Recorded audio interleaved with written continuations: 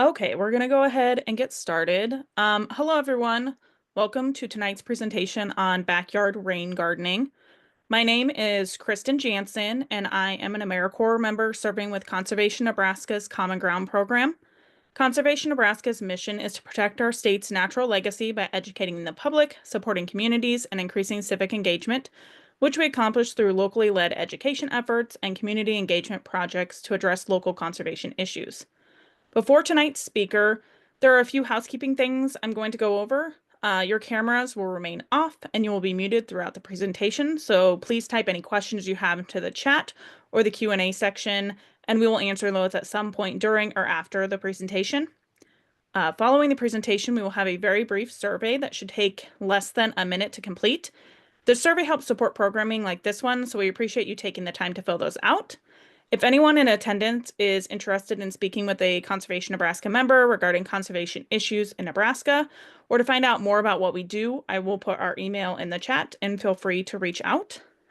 Tonight, we welcome Kelly Fian with Nebraska Extension. She's going to be speaking with us today about backyard rain gardening, so I will go ahead and let her take it away.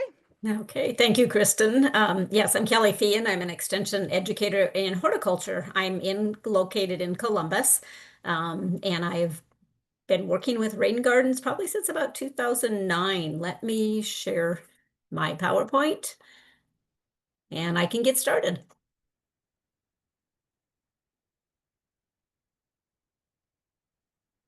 How does it look, Kristen and Cian? It looks good to me. Okay. Okay. So yes, thank you for inviting me to teach this. And I like to dive right in. So basically, rainwater, use it, don't lose it. That's kind of what rain gardens are all about. We also refer to it kind of as slow it down, soak it in, referring to that rain water. People will say to me, why have a rain garden? It doesn't rain in Nebraska very much anymore. And I always say, all the more reason. Instead of watching it go down the drain, let's slow it down, let's soak it in and it into soil and make the most of it when we do get it. So just a little introduction. Tradition, why the interest in rain gardens? How did they come about? Well, traditionally, valuable rainwater is moved off property quickly. So when they started building, and I tend to focus on towns, runoff is an issue, urban and rural, but as a horticulturist, I kind of work more with people in town and urban audiences. So but basically, when they started building towns and paving over the soil and building buildings on top, quickly became apparent that they had to do something with that stormwater. So it wasn't backing up into basements and flooding streets and breeding mosquitoes and things such as that.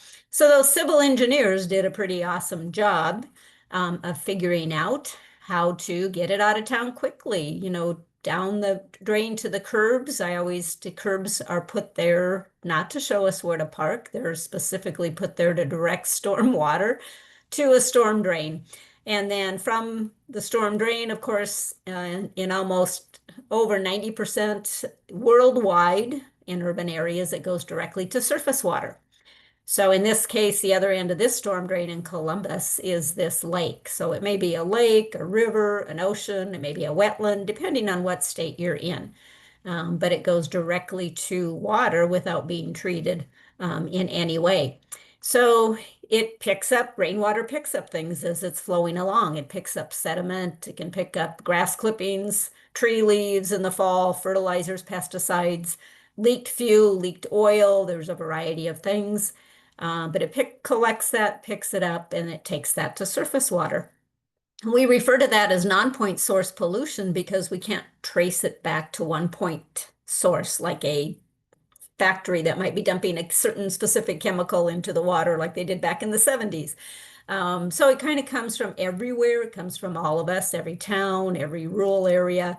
And today it's the number one source of surface water pollution.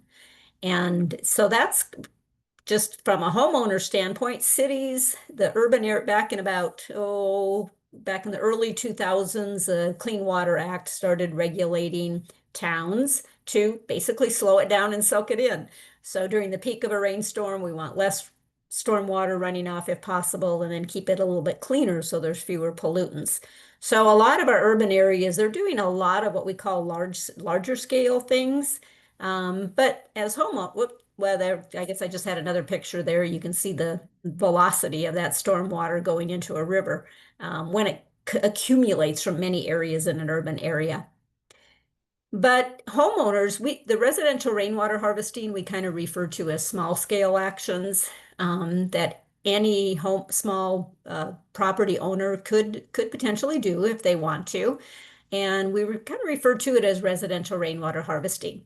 If non-point source pollution is a little bit from everywhere, adding up to an amounts that can harm the ecosystem of water, then each of us doing a little bit of something can help as well.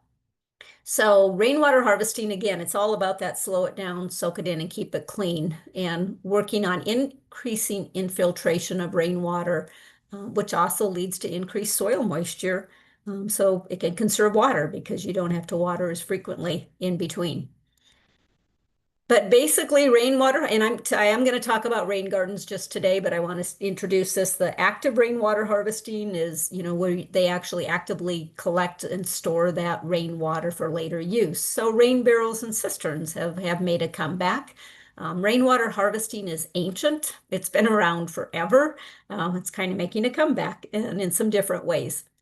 We refer to passive rainwater harvesting as just where you direct the rainwater to a planted or a soil area where it can soak into soil and be used immediately. So it may be as simple as, where are your downspouts directed? Are your downspouts directed onto pavement, or are they directed onto a planted area? That's probably the easiest thing we can do. A contour infiltration berm, let me show you what that is because it's a little bit I'm going to ask, are you guys seeing, here we go.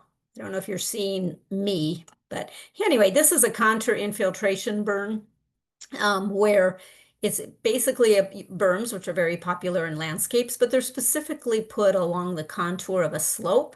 So the water will flow down and it'll slow down, it'll spread out, and more of it will soak in. That's an example.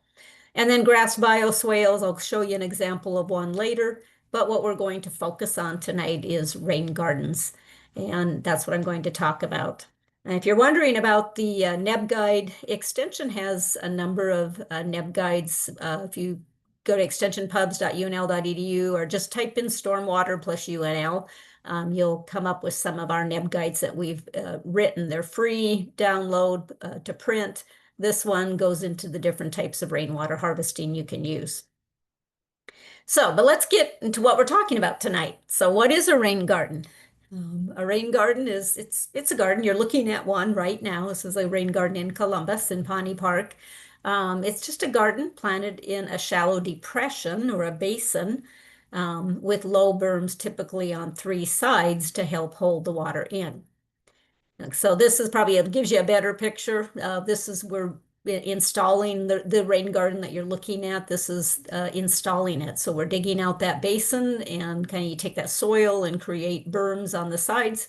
And there's a little bit more to it than that, but that's basically what a rain garden is.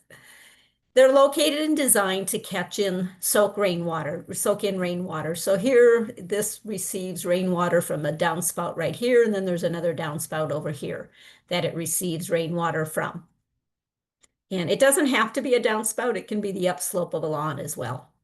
And they're typically planted with deep-rooted perennials, ornamental grasses, shrubs. For people that like to use native plants, there's a lot of native plants that we can use in rain gardens as well. We try to focus on plants that tend to be a little bit more deep-rooted because they help to, those deep roots help to keep that soil, they just improve the infiltration of that soil over time. So water does move through readily. So there's a lot of different plants, and I'll talk about some at the end. Hopefully we have time to get through all of them. So rain gardens, after you've designed it and installed it correctly, they will fill evenly with rainwater after a rainstorm. But the rainwater infiltrates in less than 48 hours, and we aim to have less than 24 hours ideal. That just allows it allows larger plant selection because not every plant can handle inundation for a little bit longer than 48 hours. So that's kind of the goal there. Rain gardens are not, they're not water gardens, so they're except for immediately after rainfall, there should be no water in those rain gardens. And then it should be gone 24 to 48 hours after the rainfall. So they're not bog gardens or ponds either. They're they shouldn't be mosquito breeding grounds. If they're designed and installed and cared for incorrectly, they could become one, but I have yet to see one that does, if they're done correctly. So mosquitoes require 7 to 12 days of standing water to develop from that egg to that adult stage. Hypothetically, they could maybe be a mosquito trap. When the water's there, the eggs are laid in the water and then it drains and dries and the larvae die. That's a hypothetical. So why would you want a rain garden? I'm probably speaking to the choir here, but make the most of rainfall when it is received. Instead of it going down the drain and carrying non-point source pollution with it, let's make the most of it when we do receive it. Reducing that stormwater runoff, which helps reduce that water pollution, conserving water, as I mentioned, for soaking into soil. Most rain gardens, once the plants are established and we get average or close to average rainfall years, they should need no additional irrigation whatsoever. They help beautify the landscape. They can increase plant diversity because there's some very common things we plant in rain gardens, but there's some things that are not as common. So we're planting some different plants to add to that biodiversity. And they help attract and support pollinators. A lot of the plants that we put in rain gardens are great pollinator plants. So there is a lot of information out there. I mentioned the NEB guides earlier. So the NEB guides over here on the left are all free downloads you can print. And we do have some publications that you can purchase as well from Marketplace, if you have an interest. This one goes into lots of different plants that can be used and where to use them. The one here, the site selection and sizing guide, that has some embedded videos. You don't even have to purchase that. You can find this online and go through it online. It has some embedded videos and so on helping to install rain gardens. So the basic rain garden, so what makes it a little bit different? I don't know if this was a rain garden, a demonstration rain garden we put out in Scottsbluff at their fire station. And this was immediately after planting. But basically, there's an inlet, so someplace where the rainwater can get into the rain garden. Typically a downspout, but it can be here, it's probably off of this paved area as well, and it can be the upslope of a lawn. There's a basin. There's that basin, that shallow depression to collect and hold the rainwater. You need well-drained soil, and we need a level bottom, and I'll talk more about that later. There needs to be what we call an outlet or an overflow. So typically, across from the inlet, or sometimes people will put in more than one. But basically, this is when we get those huge rainfalls, which are becoming more common. It's not unusual to see a 4-inch, a 5-inch, a 6-inch rainfall. So you want some of the water to be able to get out if it needs to. And you want to decide where that rainwater is going to move out versus bursting through a berm or something such as that. Again, those deep-rooted plants, initially you need mulch just to conserve water and control weeds. A lot of rain gardens, they just use very dense plant cover. So it doesn't, eventually they kind of handle the weeds themselves, shade out the weeds themselves, and the mulch is not needed. So selecting the location for a rain garden, basically, where will the rainwater come from? You need to know that. Is it going to be a downspout, an upslope, an impervious surface? And consider all sources, because what can happen with a rain garden is, okay, I'm going to get rainwater from this downspout, and you don't consider that, oh, there's all this rainwater flowing in from this area as well that I didn't think about. And I'll talk in a little bit, you need to estimate the square footage of the area draining to a rain garden to determine what size you need and the depth you need. Again, the whole goal is that rain garden the water will drain away in 24 to 48 hours. So, and we've done this. We installed a demonstration rain garden here in Columbus, and we thought we had considered all the sources, and it was a business, so there was a lot of pavement. And we're like, why is this not working? And they said, oh, well, we didn't tell you that when it rains, all this rain comes from over there as well. So consider all those sources. So again, how are you going to get the rainwater into the garden? Will it be from a downspout, natural flow, underground pipe? I'm going to talk later on some of the different ways to do this.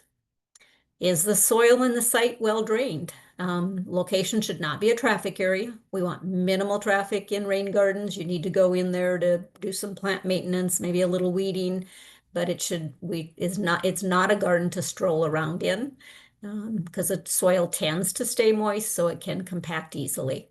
And I'll talk about how to do a percolation test to make sure it's well drained enough.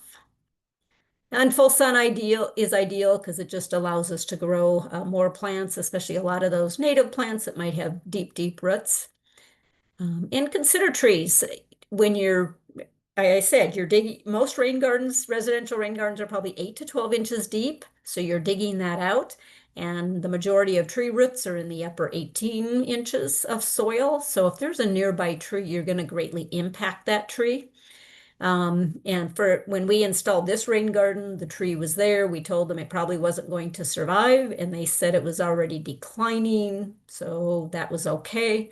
It only took 2, 3 years, and you can see there the tree is gone. So do consider trees when doing this. Just some key location points, what I already mentioned here, but some additional ones.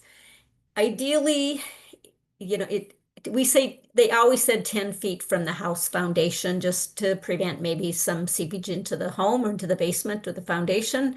I'll be honest, I see a lot of rain gardens that are closer than 10 feet, but that should be considered. Downslope of the home, so the water isn't flowing back towards the home. 25 to 35 feet from a septic system drain field, about 50 feet from a drinking water well and utility lines. Water table should be at least 2 feet below soil. Along a gentle slope, that just makes it easier to install the rain garden. I have seen them on very, very steep slopes. I'll show you a picture of one, so it can be done, but it does take more work. And then obviously those right-of-ways, underground lines, utilities, city ordinances, any homeowner association rules that might need to be taken into consideration. So evaluating that soil drainage, because this is for the rain garden to be successful, the soil has to be well drained. So a percolation test, and honestly, I've started telling, anytime I teach about gardening, I tell everybody to do a percolation test, whether it's a rain garden, a vegetable garden, or just a regular garden. I think everybody should get to know their soil a little bit better, especially drainage. But you want to do this, we say to do it in the spring or a typically rainy season. If you do it in the middle of July or August and it hasn't rained for 2 months and that there's a lot of cracks in that soil, you're not going to get a true test. So we want to know that it's well drained during that typical rainy season or when the soil is moist already. So you get an accurate assessment. So if you have to do it in July or August when it's dry, you can pre-wet that soil. But basically, you just dig a hole about 6 to 10 inches deep. Okay. And you can either put a ruler in it, a yardstick in it if you want to, and minimum, the water should go down at a minimum of a 1/4 inch of an hour, but a 1/2 inch to 1 inch is really ideal. Or if you don't want to go check it every hour, what we do is we'll go back in 24 hours and cross our fingers and hope that the water's gone. And if it isn't, then go back in 48 hours and it should be gone. If it's not, then you're either going to have to take extra steps to improve that drainage, or maybe it's not the best location for a rain garden. And if it's a little bit larger garden, we'll say check, the middle, the ends of the rain garden, maybe check more than one area, do a percolation test, just in case you'd have a hard pan or something in one end that you didn't think about or weren't aware of. Sizing. So again, the size of the rain garden, I said earlier, you have to know the square footage of the area draining to it to determine the ideal size and depth. Again, so it doesn't overflow every time, and this greatly helps that water to be gone in 24 to 48 hours. It's not that difficult since most of them are by a downspout, just the length of the house, by the width of the house. Um, a house with 4 downspouts, each assuming they take about 25% each. Again, pretty simple math. So 2,000 square feet divided by 4, you'd assume about 500 square foot of the roof. It's not a perfect science by any means, and today's roofs are often not quite that simple. So mm, if it's a lawn area that's draining to it, again, this is a guesstimate. You kind of stand where the rain garden will be, identify the part of the lawn sloping to it, and then that length times width and multiply. Or there is a general rule of thumb that rain gardens will handle runoff from a hard surface about 3 times the size of the garden. It's, probably better to actually figure out the square footage, but this is a good general rule of thumb that is also used. Then once you have your square footage, this is in the Rain Garden Neb Guide on Rain Garden Design. If you get, again, that's a free Neb Guide, free download. We have this sizing chart. So basically, you have to get a sizing factor. So you know your soil type. Do you have sandy, silty, clay soil? Is the location, is it going to be less than 30 feet from your downspout or greater than 30 feet from the downspout? And then approximately how deep are you thinking you want the rain garden to be? So the deeper, the better for collecting rainwater. So if let's say you want it, what did I put down here? I must have did 0.32. So it must have been we had 500 square feet from the first slide. Must be a clay soil. So you just times that by the sizing factor of 0.32. So and it says you need a rain garden that's at least 160 square foot at 6 to 7 inches deep. So that's how we do the sizing. It can be larger, definitely can be larger. Probably shouldn't be a lot smaller, or you may have some issues with it draining in 24 to 48 hours. Hopefully, if people can be putting their questions, I assume typically if people have questions, they just kind of type them in the chat, and then maybe towards the end I answer them. Yeah, you can do it however you want. I don't see any in there. You should be Okay. able to see them if they pop up, though. Yeah, I kind of have it off. I have it down below, so I'm not watching them. So if there's something you see that you think I should answer right at that time, just let me know. Because I pulled the screen away out of my view because it was Okay. blocking it was blocking what I could see. Yep, I Anyway, will. yeah, in that EC, in that extension circular I mentioned that had the embedded videos and so on, there is a design worksheet that for these little bit more complicated roofs that we have. Just an FYI that is available. So a typical residential rain garden, most of them are about 100 to 300 square feet with those 3 berms, about 6 to 12 inches deep, that level bottom. And stereotypically, I should say, or traditionally, the longest side is perpendicular to the downspout or the upslope. Now, this is when they first started talking. I have a sensitive mouse. When they first started talking about rain gardens, this was often what we would see in publications and so on. But just know that it does not need to be a kidney bean shaped island in the middle of the landscape. Anytime we can incorporate it into the landscape design, it's going to be better design. And I'll show you some examples of that. So, and don't do this. Please don't do this. Can you imagine mowing there? Trying to get the lawnmower into there and mowing, rocks shooting. So this is what we do not want to have. And I think what they probably were trying to honor that 10 feet away from the foundation. So once you've decided the size, the location, the shape, etc., obviously you can just mark it off. We'd always take spray paint. We just spray paint the grass so we knew the outline of the rain garden. And then you're going to have to do something with the sod. Typically there's sod there. So this was a rain garden in North Fork. They removed the sod because it was a really large rain garden. So they removed the sod, took it someplace else and reused it. Or you can use glyphosate to kill the grass if you wish, or if you don't want to use a pesticide, you can use a clear plastic, and it probably would take, it has to be during the hotter part of the summer because it heats up and underneath there, and it might take a month or two to do that sterilization to kill that grass. But that is an option if you don't want to remove the sod or you don't want to use a pesticide. Then you create that basin. Don't forget to call Digger's Hotline, 811. That's very important. There's some tools that you need. They're, basic tools that we use anytime we're installing a rain garden, but probably the carpenter level and the plywood board are probably two things we don't typically use. So, and then as it shows in the picture, as you're digging out, the soil you're digging out to create the basin is the soil you're using to create your berms.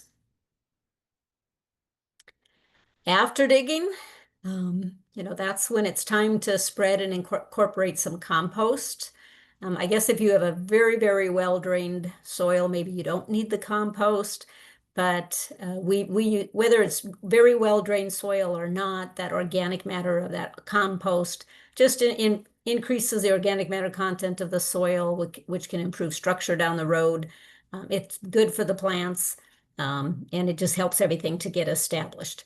So we usually do about 2 to 3 inch, spread a 2 to 3 inch depth of compost over the garden. If you're wondering how much to buy, there's online compost calculators where you just put in the square footage and then how deep you want the compost, and it'll tell you, how many cubic feet you need or how many bags you need to purchase. I put don't rototill. Sorry, don't rototill too much is what it's supposed to say. I don't know why. I guess I stopped. I either quit typing, I must have gotten interrupted and I quit typing. You can rototill, just don't overdo it. Don't rototill too much because you don't want to make it real fine and real powdery. And rototilling soil too frequently or too often kind of breaks down that structure, and that's what helps it to be well drained. So you don't want to rototill the heck out of it, but it's fine to do it. Go over it 1, 2, maybe even 3 times, especially if it's a little compacted, but get that compost incorporated in there. And if you want to, if it's a smaller rain garden, you can certainly incorporate it with a spade as well. So then checking that level, once you've done that, you rake it very, very evenly, and then you can do it before the compost. We tended to do it after incorporating the compost, but you want to try to have it as level as possible across the garden. So again, so that rainwater spreads out evenly. You don't want it deeper on one end than the other end because it's going to infiltrate at different levels. And one end, it may take longer than 48 hours, and we don't want that. So that's the purpose of the 2x4 and the carpenter level. It doesn't have to be perfect, but you want it to be pretty close. That overflow, then we kind of create our overflow, and it's kind of a little bit of a guesswork on where to put it. Sometimes you have to monitor that rain garden afterwards and go, "Ooh, I kind of need to move my overflow." But so far we've always had pretty good success. Usually it's kind of opposite the inlet or the downspout. But basically to do that, you just dig the berm. It's in the berm. You just kind of dig out to make a depression in the berm itself, maybe 2, 3, 4 inches deeper than the other sides of the berm. It's harder to see here, but it's lower.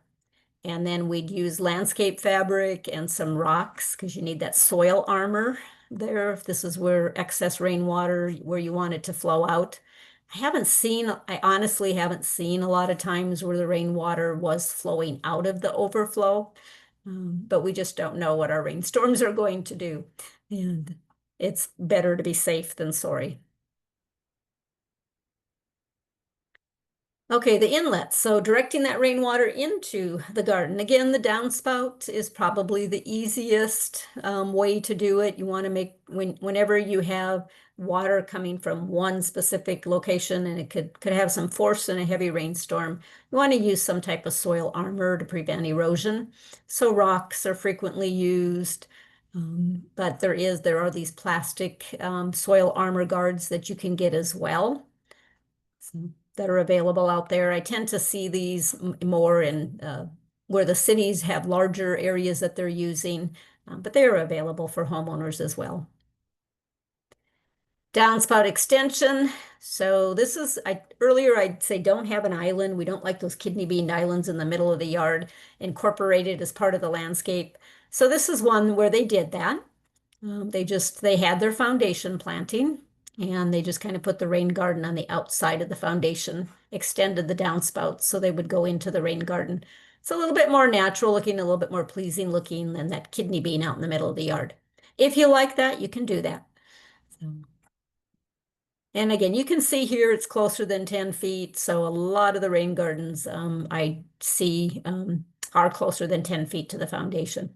But hopefully you kind of know your soil or you know if you have issues with, we don't want water to get into the basement. Here's another one. Again, this is just an extension on the downspout. So that can be done. This is easy to remove from mowing and so on. So just some examples. Downspouts through rain barrels. This is a Hastings Prairie Loft rain garden, and that was installed. When you look at it, most people look at them and they just think it's a garden. They don't really think, oh, there's a rain garden. You kind of have to know that you installed a rain garden or you have to be familiar with rain gardens to recognize that because most of the residential ones just look like a nice garden. But in this case, and some people they use the rain barrels so they can collect some and store it for later use with, watering container plants and so on to conserve some water.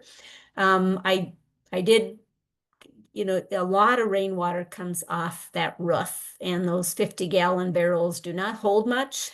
So you have to have an overflow on a rain barrel nowadays. I always say it's not our great-grandmother's rain barrel.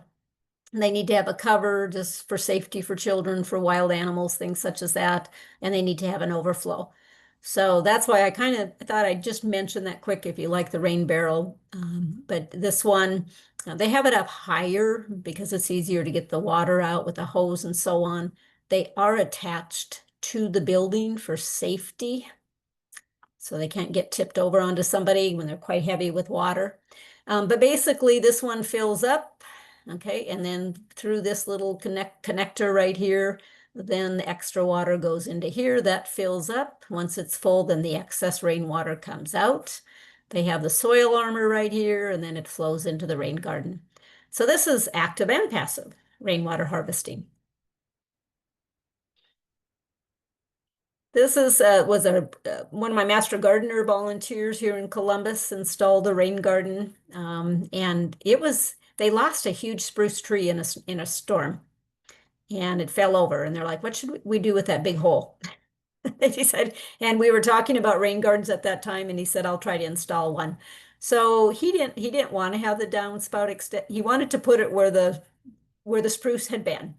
And it worked pretty well. There's a little bit of upslope here, but he didn't want to extend a downspout all the way out there. So he just kind of pulled away the sod. He created a little depression here, what we call a swale, put the sod back and put his regular downspout there, and it worked pretty well.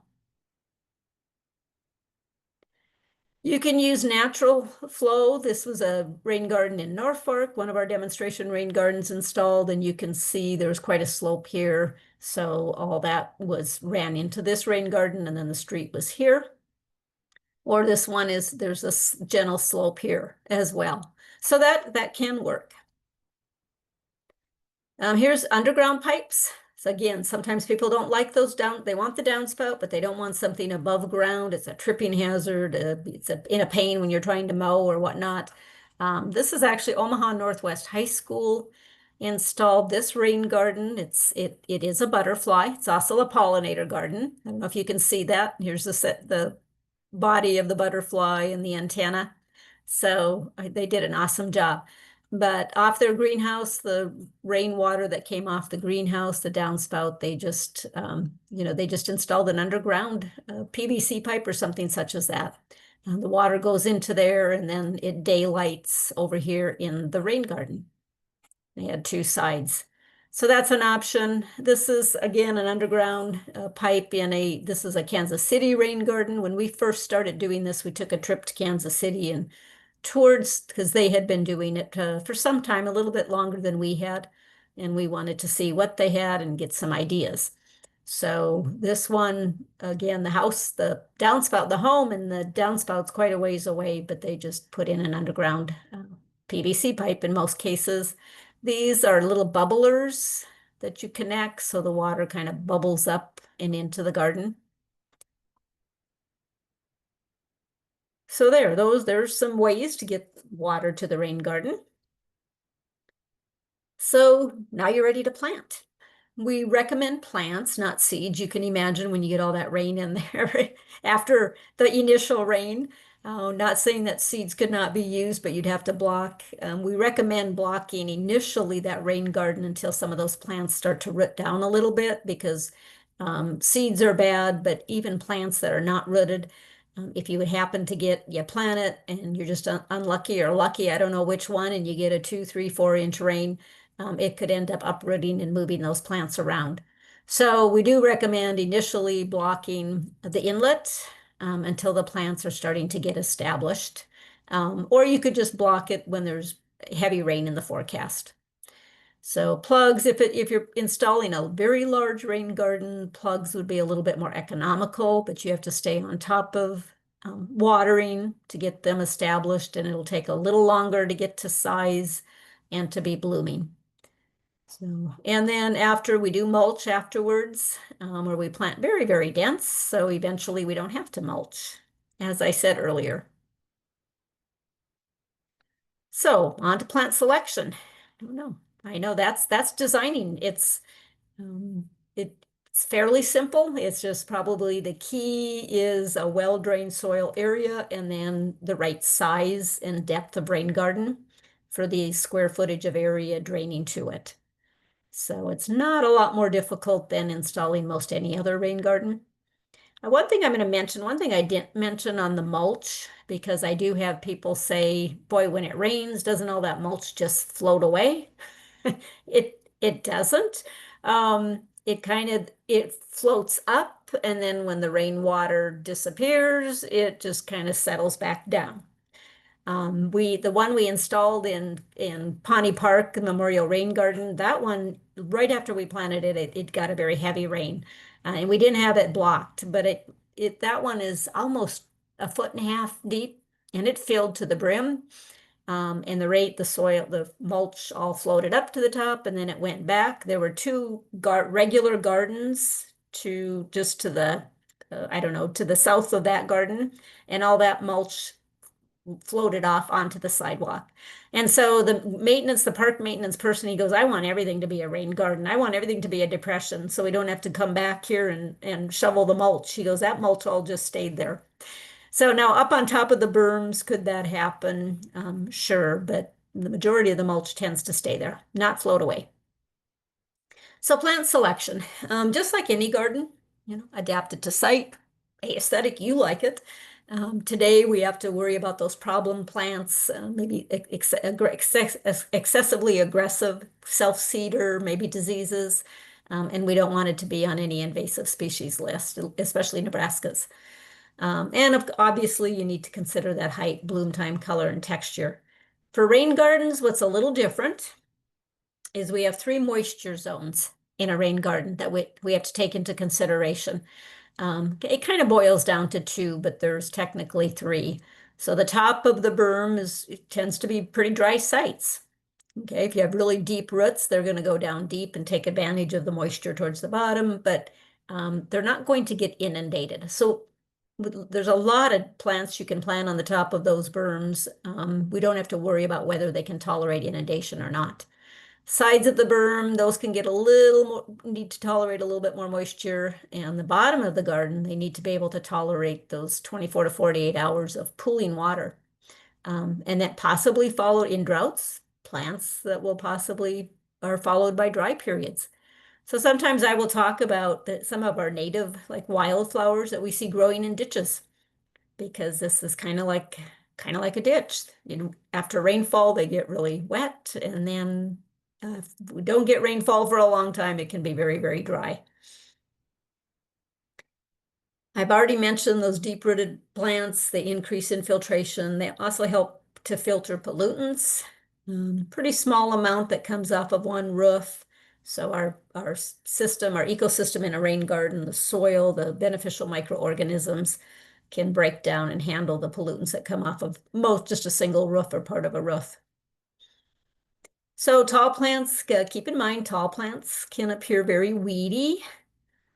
These are Joe Pye weed. They're wonderful for rain gardens, but this is the species, and there's better ones. This one over here is Joe Pye weed. It's Little Joe Pye weed. So a little bit more acceptable. This is that rain garden where I said they put it on a really steep slope. So what they did is they had one up here, and when it fills up, it flows. They have an overflow here, and it flows down into the one below. So it can be done on steeper slopes, but there's a little bit more involved in digging, and sometimes you have to haul in soil because you still have to have that level bottom. Some plants to avoid. These are some things we've learned over the years. Um, and I know some people might look at purple poppy mallow because that's really a neat native ground cover, wildflower ground cover that we use. But for some reason, they're just not performing real well in rain gardens. On top of the berm, they should do fine. But maybe they were taking over bottom of the berm. They don't like that wet soil. Wild petunia just gets a little invasive. Same thing with the plains coreopsis in a rain garden. Horsetail, I'll tell you in our rain garden neb guide, plants to use, horsetail's in there. We made a mistake. Don't use it. Turtlehead, pink turtlehead is wonderful, but white turtlehead, it's wonderful if it'll grow, but for some reason it's kind of hit or miss. For some reason it doesn't do very well. So plants for the bottom of the rain garden. So the carex, the sedges, the carex, they're becoming very, very popular. There's many kinds out there, and they do wonderful in the bottom of the rain gardens. Brown fox sedge is one of my favorites. Almost looks more like an ornamental grass. Gray sedge, palm sedge is very popular, but it is pretty aggressive. Maybe we want that in the bottom of the rain garden, but it does tend to kind of outcompete some of the other plants we put in there. But it is still recommended and does well. Kristen, I'm going to ask you, do you want me to just continue on through? Did you want me to stop at some point for questions, or should I just continue on? No, I think you Okay. can continue on. If anybody has any questions up to this point, they can put them in the chat and we can answer them. Okay. I'll try to go a little more quickly through these so there is some time for questions if necessary. Okay, other bottom plants, swamp milkweed. So again, great for those monarch butterflies if you like to plant milkweeds for them. They do fine in the bottom, tolerate that inundation. That name swamp milkweed is just because they tend to grow in wet areas like ditches and so on they're native to Nebraska. They have a very deep taproot. This is one growing. There was a school in Omaha, and I took this picture at that school in their rain garden. They can get pretty tall, 3 to 5 foot. Biggest issue I see on them are oleander aphids, which doesn't really kill them, but it can make the tips. Sometimes it can affect blooming a little bit. It's not quite as prolific. Chelone or turtlehead, pink turtlehead. I really like this one. Seems to survive whether it's wet or whether it's dry. Probably, I'm 2 feet tall. I've never seen it get 3 feet tall. And it blooms about July with those pink flowers, and it'll slowly spread. Hot Lips is the cultivar that we use. Rosea is another pretty good cultivar. The Joe Pye weed, as I'd mentioned, one of my favorites. And this gateway gets about 4 to 5 feet tall. Like I said, the species will get 6 to 7 feet tall, and that's pretty large, especially for smaller rain gardens. And it's not as bushy. It doesn't bush out as much, so you don't have as many flowers. But Gateway will be about 4 to 5 foot, Little Joe about 3 to 4 foot. This is Little Joe, and it's covered. And when it's blooming, it's covered with bees and butterflies and flies and beetles and all the different pollinators. And it's just always very upright, sturdy, doesn't lodge, doesn't flop over, nice, neat, tidy foliage. One of my favorites. Helenium, there's yellow ones, there's orange ones, there's kind of reddish orange ones. So this is one to perform it best. It does need some pinching until June, but you don't want to be you want to be careful about plants where you need to go in and do extra maintenance. You don't have to pinch it, but if you pinch it up until about June, you just get more compact plant, a lot more flowers. And it does need frequent division as well, probably about every 3 years to continue to bloom profusely. Liatris, prairie blazing star. There's lots of different liatris. Not all of them do well in the bottom of the rain garden, but this one will. Pretty tall one. Eureka is a common variety. Virginia mountain mint. Okay, so this is, first of all, it's not a mint. It's not a true mint, so it isn't going to spread like crazy like most mints. And it's not native to the mountains at all, so it kind of has a funny name, kind of more native to meadows, but it will tolerate that inundation. It's on many pollinator lists, so it's a great pollinator plant as well. Fragrant foliage. That's why it's called mint, because of the fragrant foliage. And the flowers, maybe not a stunning plant, but if you look up close, it has really pretty flowers, freckles, and a good pollinator plant and a good rain garden plant for the bottom. Lobelia, okay, cardinal flower. These are pretty short-lived, but they're really pretty and hummingbirds like them. So Monet is the purple one over here, fuchsia one over here. So, and I've seen these Hastings the Hastings College has a huge rain garden, and at least they used to have cardinal flower in there. But again, it's considered to be a short-lived plant. Monarda takes those wet soils in the bottom, but you do have to be careful to get one that's resistant to powdery mildew, because that can be a problem with Monarda or bee balm, and the foliage will get really ugly looking. It won't kill the plant, but the foliage will get really gray and ugly looking if it has a lot of powdery mildew. So Marshall's Delight, Petite Delight, are more resistant to that mildew. Golden Alexander is a plant that we don't see very often, but it's on rain garden lists as a bottom plant. It's on lots of pollinator lists too. Blooms May to June, which is kind of a time of the year where not a lot of other things, early spring blooming things have stopped blooming. A lot of the summer blooming things haven't started. So it kind of fills that void in there for color. It tolerates part shade. It can do some reseeding, but I've never heard that it recedes as a nuisance. Siberian iris. There was a rain garden at CCC Columbus here, and this is a picture I took of their iris and their rain garden. Caesar's brother is probably the most common one we see, cultivar. It's a plant of merit. The Missouri Botanical Garden program, they label things as plants of merit, usually an indication that that cultivar is a pretty good one. So these can get about 3 feet tall and they bloom in May. So they don't have a long season of bloom, but they tolerate drought well too. And they also tolerate clay soil. But we don't want too clay a soil in our rain gardens. Ornamental grasses. Carl Forster, very, very popular grass. You can find it almost anywhere. It does need fairly regular division, dies out in the middle. It's Carl Forster, I think, is so popular because it's probably one of our few grasses that is a cool season grass, so it's already greening up now. A lot of the like switchgrass, big blue stem, little blue stem, they're warm season, so they haven't started to grow yet. And this one gets its plumes early, late June. So, but Carl Forster's is a good one. Switchgrass, even though it's one of our native to the sandhills of Nebraska, it tolerates the bottom of rain gardens. It tolerates that wet inundation and that little bit wetter soil. Dallas Blue, Shenandoah Heavy Metal, these are some particularly good cultivars. Okay, on to the top and sides. Geranium, Roseanne, this is a wild geranium, true geranium, so they are a perennial. And I like Roseanne because it blooms from June to frost and it stays neat and tidy, and you don't need to go in and do some dead leafing and cutting plants back. And they're good for the top and sides of berms. They perform a little better if they get a little bit of shade.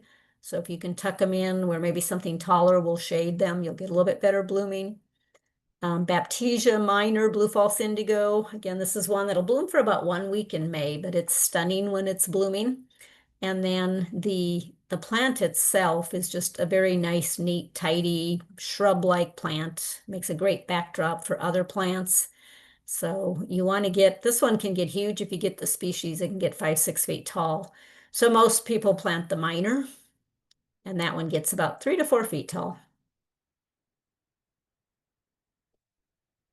Goldenrods are recommended for the top and the sides. This Wichita Mountains. It was found in the Wichita Mountains of Oklahoma, so kind of regionally native, somewhat, or at least it's in the Midwest. And this is a particularly ornamental one, a little bit larger plumes, tolerates drought well. Dense blazing star, spicata, is one that's better for the side or the top of the berms where it's a little bit drier than the bottom. Gray-headed coneflower.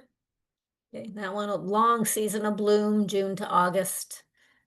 Allium, the alliums are nodding onions, but there's many different kinds of alliums.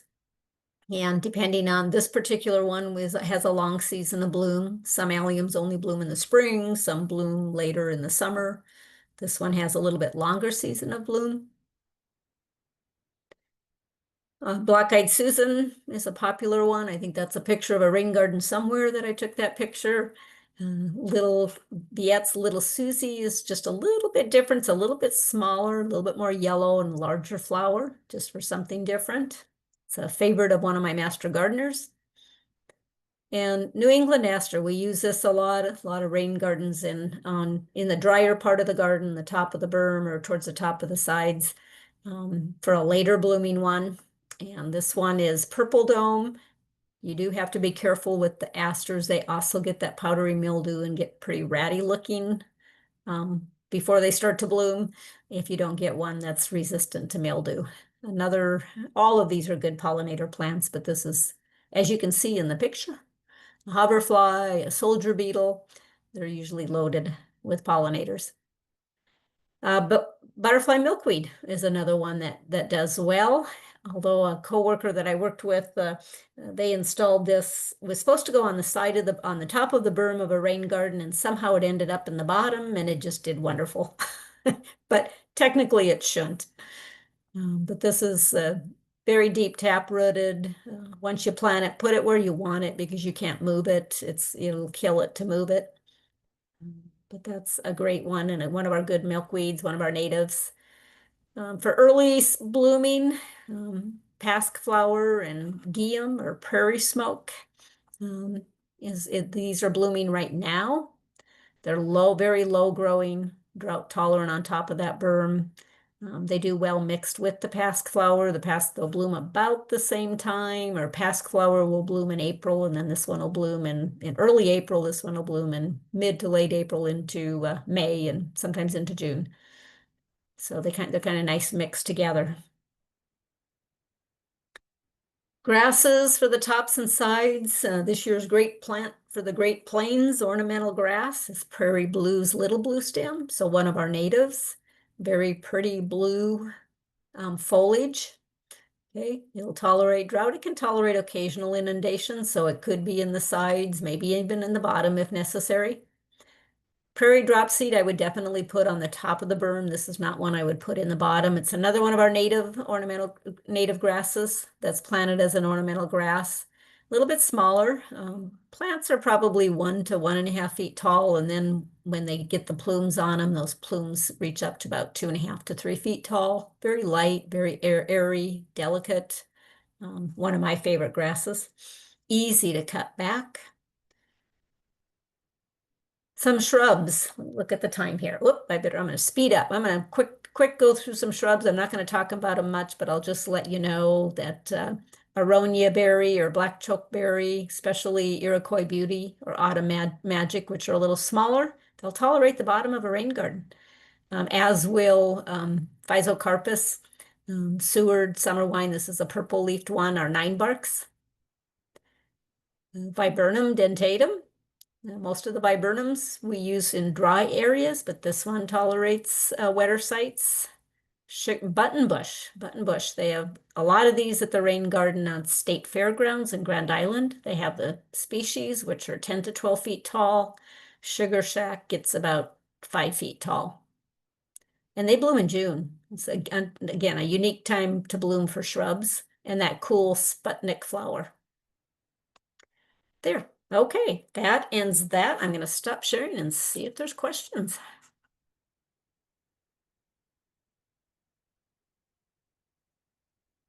Oh, most of the nurseries and garden centers anymore sell these. I see them all the time. Ask. When you go there, ask. Or, other places. This weekend we have plant fair in Norfolk.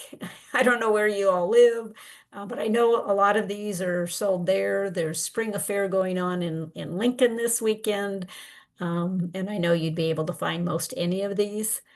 But most of these are not unique plants, and we use them in a rain garden, but other than Golden Alexander, I can't think of a lot of these that I don't typically see in a lot of our nurseries and garden centers. Are many of the plants you recommend deer and rabbit deterrent? Maybe a few of them, but um, we always say we have lists of plants that are supposed to be resistant to deer and rabbit damage. And sometimes they work, but we always tell people the deer and the rabbit don't read our lists. But definitely, I guess I can't jump off. I can't, but I know some of them are. I don't see a lot of rabbit damage in rain gardens, but it definitely could be an issue. Um, we are going to go ahead and launch the survey. So if you guys could please take that before you pop off. And if anybody has any more questions, just add them to the chat or the question and answer.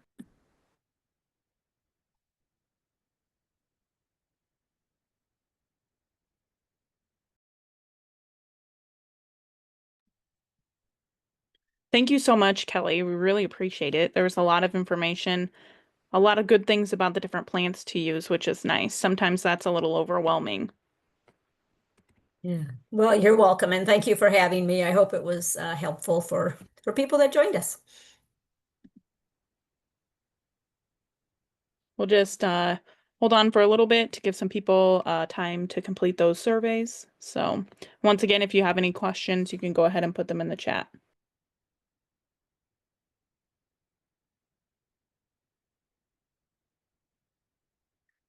You can also feel free to email me. I know I had it at the beginning, but if you just Kelly Fee plus UNL, and you'll find my email because I work for the university, so it's public information.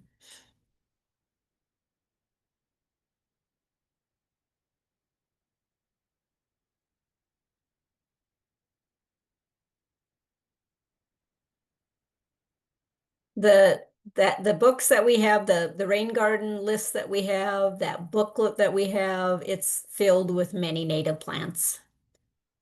Um, It's so, with extension, we don't go only native. We like regionally native, or if it's a great plant that should be planted, just to increase biodiversity. But most of the lists that we have contain many of the plants in the list are native. And if you're not sure if it's native or not, just Google, is this plant native to Nebraska? And you'll find out.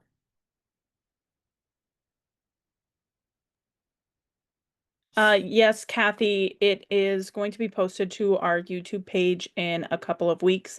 We'll send out an email to everybody who is registered just with a link to that YouTube page, so you will be able to view the beginning of it.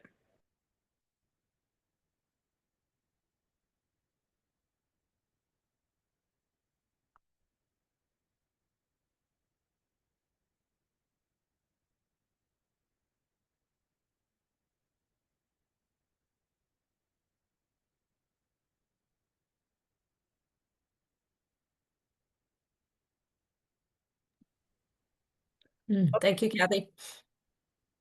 Are we good to go, Kian? I think so. It looks like questions have mostly dwindled out and most people have done the survey. So, Okay, perfect. Well, yep. thank you, everybody. Thank you, Kathy. We really appreciate it. Hopefully, Mhm. everybody learned a lot. Yeah. And Caleb, I'll just say the butterfly milkweed and the swamp milkweed are both native to Nebraska. I guess I'm not sure what would be a tropical milkweed, but the two I mentioned are native to Nebraska. All right. Yeah. Tropical ones probably wouldn't grow here. I don't think they'd be hardy enough. Yeah. Well, thank you so much again, and I hope you have a good rest of your night. Yeah, Yes, you thank you. too. Thank you.